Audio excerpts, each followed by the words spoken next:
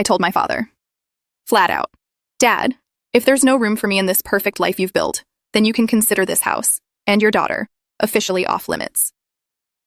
Everything changed the second my stepmother, Anita, moved in. She's the type who acts sweet, talks in this soft, airy voice, but every word she says has a hidden sting. And my dad? He was so blinded by her that my own tears started looking like unnecessary drama to him. Last month was my birthday.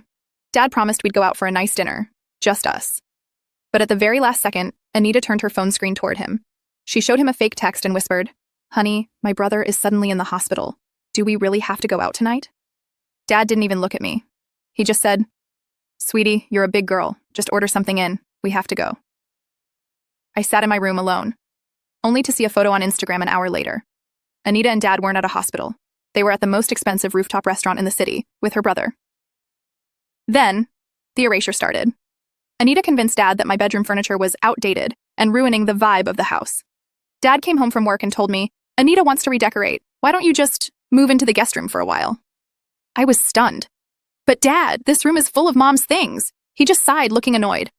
"Don't live in the past. Anita's just trying to make the house look modern." I moved to the guest room, but she wasn't done. She built a wall between us. Every time Dad got home, she'd intercept him in the living room, making sure I never got a private word in. The breaking point happened last week at a family get-together. My aunts, my cousins, everyone was there. Anita was holding court, acting like I wasn't even part of the family, just some house guest. At the dinner table, she laughed and said, "You know, we're thinking of turning the guest room into a home gym next month. We don't really need the extra space for people anyway." I looked at my dad. I waited for him to say something. Anything. But he just took a sip of wine and muttered, "Yeah, it's a good idea." She saw a gym at her friend's place and really loved it. My heart didn't just break. It went cold. I stood up. I didn't scream.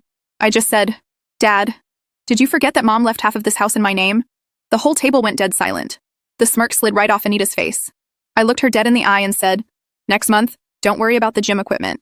Start worried about the for sale sign, because I'm forcing a sale on my half of the house. And Dad, if you want to keep dancing to your wife's tune, go ahead. But remember, you officially lost your daughter today." I walked out.